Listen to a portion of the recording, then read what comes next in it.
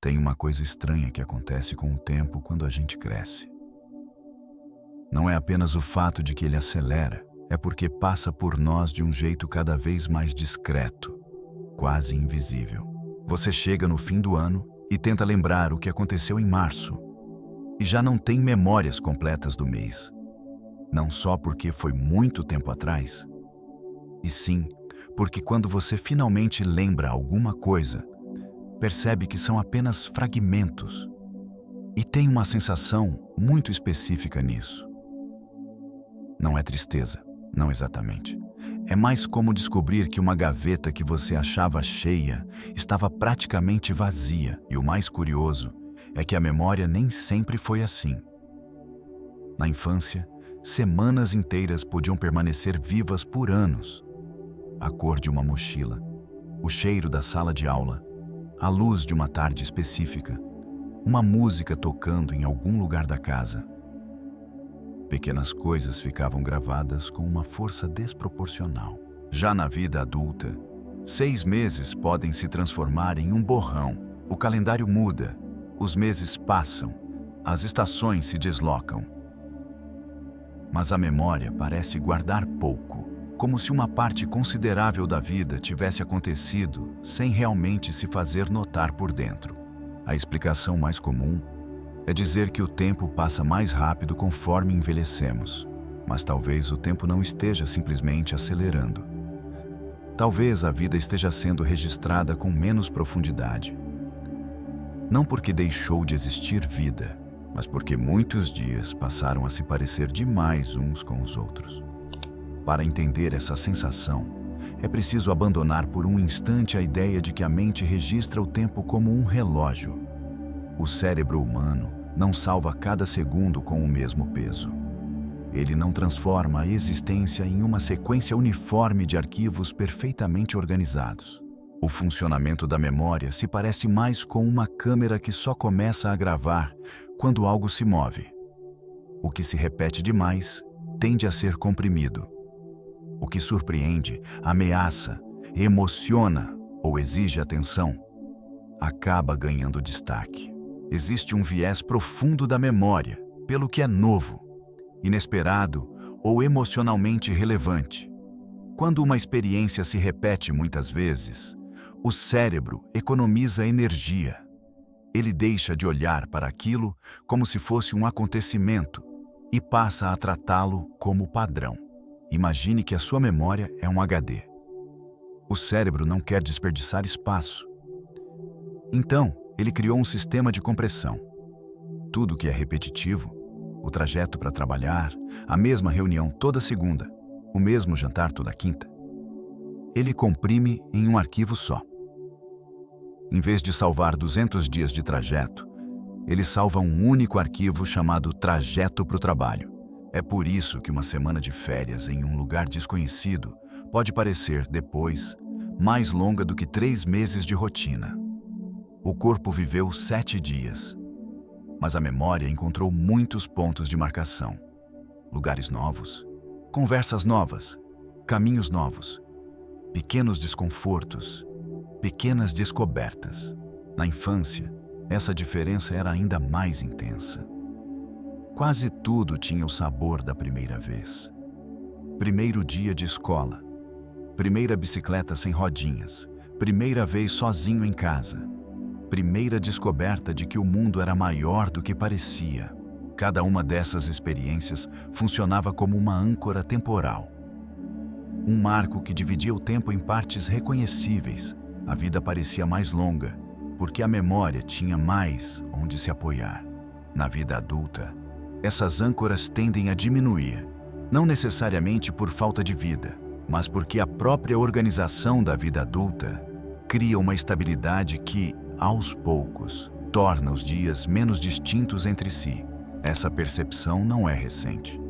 Em 1890, muito antes de a neurociência descrever com mais precisão os mecanismos da memória, William James já havia observado algo parecido com uma clareza impressionante. James, considerado uma das figuras centrais da psicologia americana, dedicou parte de sua obra, Princípios de Psicologia, à experiência subjetiva do tempo. E ali aparece uma ideia que continua perturbadora. Na juventude, os dias parecem mais extensos, porque são atravessados por novidades. Na maturidade, as semanas começam a se repetir, e os anos colapsam, porque já não há tantos elementos que os distingam. James usava uma imagem muito forte, a monotonia dos sulcos conhecidos, como uma trilha atravessada tantas vezes que deixa de exigir atenção. Na primeira passagem, cada detalhe aparece. As pedras, a vegetação, a inclinação do chão, a forma como a luz cai. Depois de muitas repetições, o corpo já sabe o caminho. Os olhos quase não precisam mais olhar. Para James, a vida adulta tende a produzir esse tipo de trilha. O caminho fica eficiente, funcional, seguro, mas também fica menos memorável. A repetição torna a existência mais fácil de atravessar e mais difícil de recordar. A tragédia discreta dessa ideia está justamente no fato de que a rotina não nasce apenas de descuido. Muitas vezes, ela nasce de conquistas reais. Estabilidade, competência, previsibilidade, capacidade de resolver as próprias demandas. A pessoa organiza a vida para que ela funcione. E quando finalmente funciona, essa mesma organização começa a reduzir a densidade das experiências. A rotina é eficiente, mas a eficiência tem um preço.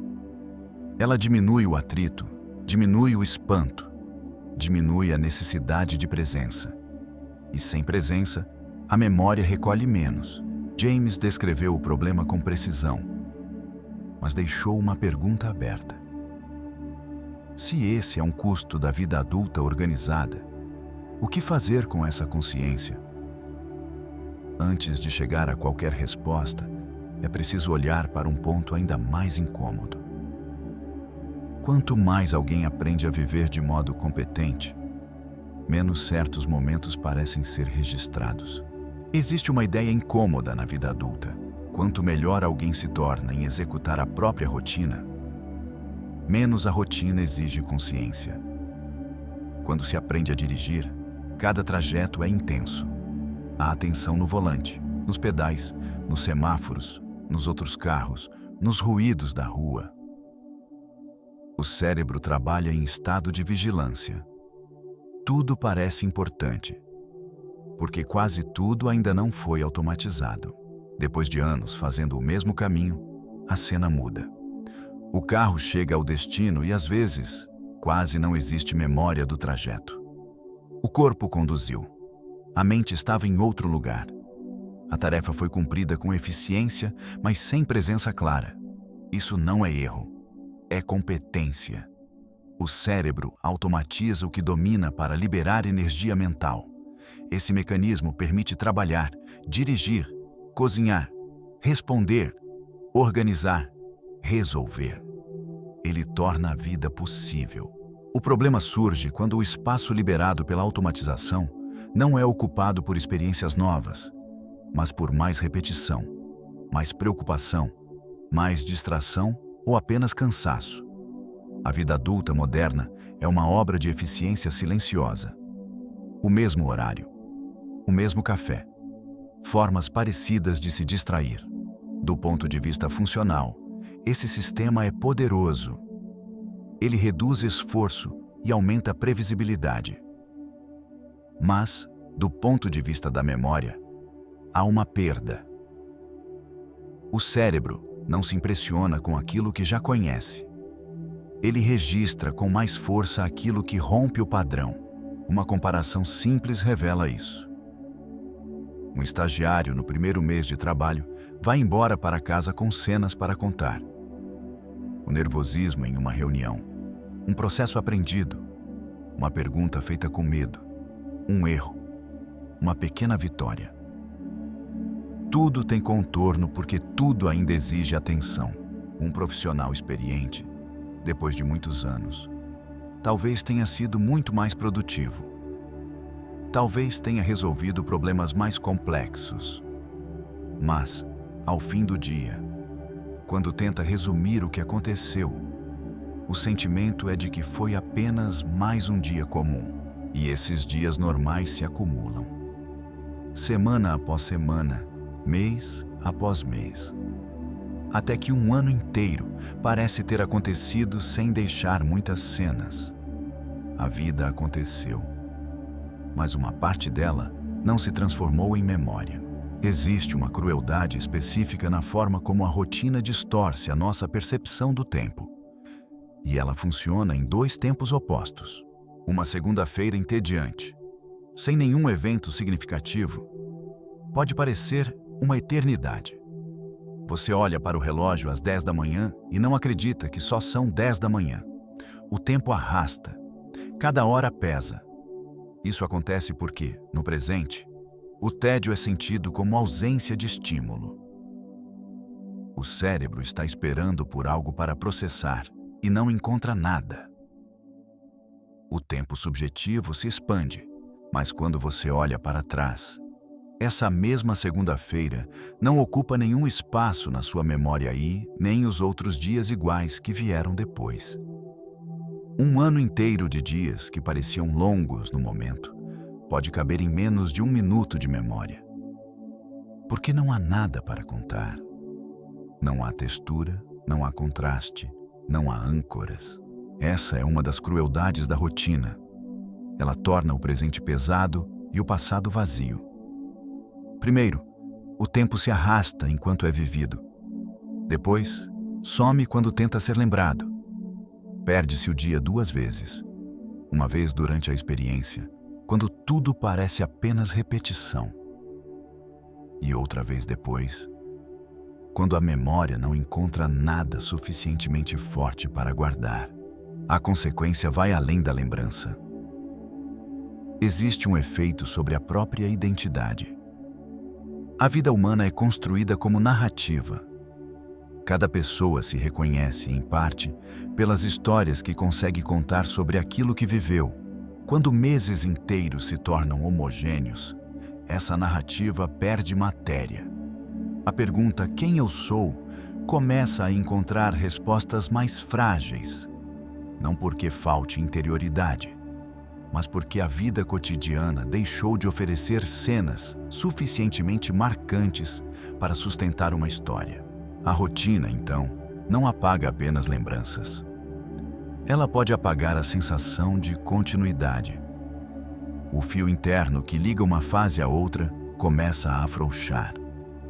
O tempo passa, mas não se converte em história.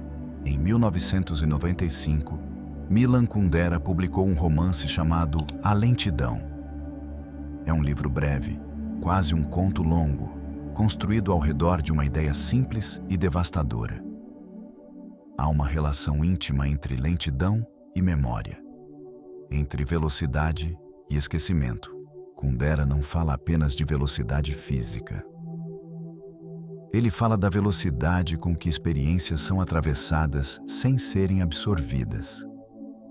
A modernidade criou um ritmo no qual tudo se sucede rapidamente.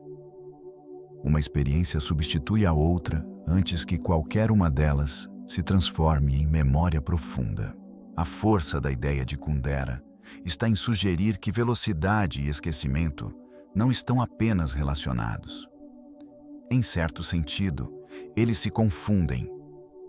Quando a vida é vivida rápido demais, o esquecimento não acontece depois. Ele começa durante a própria experiência. Décadas depois, o neurocientista David Eagleman chegou a conclusões próximas por caminhos diferentes. Ao estudar a percepção do tempo em situações extremas, de alta novidade ou alta intensidade, ele observou que a sensação subjetiva de duração está ligada à quantidade de informação que o cérebro precisa processar. Uma semana em um país estrangeiro, fazendo coisas que você nunca fez, pode parecer ter durado um mês. Não porque o tempo passou mais devagar, mas porque o cérebro criou mais memória. E mais memória significa mais comprimento subjetivo de vida. A pergunta certa não é: como você aproveita mais o tempo? E sim: Como você faz o seu cérebro registrar que você está vivo? A resposta não precisa ser grandiosa. O cérebro não exige necessariamente aventura. Ele exige diferenças, como uma conversa que sai do roteiro habitual ou uma pausa verdadeira antes de responder automaticamente. Essas pequenas rupturas criam atrito cognitivo. E o atrito, muitas vezes, é o que faz a memória acordar. Existe uma contradição silenciosa nisso tudo. Quanto mais a vida se torna eficiente, menos ela parece deixar marcas. O dia funciona, as tarefas se encaixam, os gestos se repetem sem esforço. Mas justamente por não exigirem quase nada de nós, muitos desses momentos atravessam a memória sem permanecer. Talvez então, alongar a sensação do tempo não tenha a ver com fazer mais coisas, mas com devolver alguma estranheza ao que se vive. Entrar em lugares onde ainda não sabemos exatamente como agir. Aprender algo sem dominar. Aceitar pequenos desconfortos.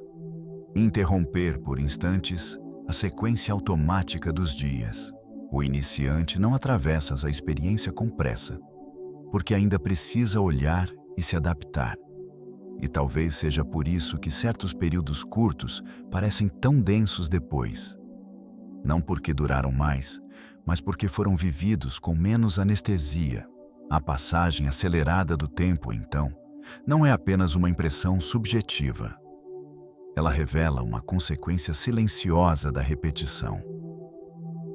Quando quase nada se diferencia, quase nada se fixa. A vida adulta, muitas vezes, não apaga os dias. Ela os torna parecidos demais para que a memória consiga separá-los com nitidez. E, quando isso acontece, o passado deixa de parecer uma sequência viva de experiências e passa a surgir como um bloco compacto, difícil de distinguir. Talvez por isso certos períodos pareçam tão curtos quando são lembrados. Não porque foram menores, mas porque ofereceram poucos marcos internos. Esse talvez seja o ponto mais singular.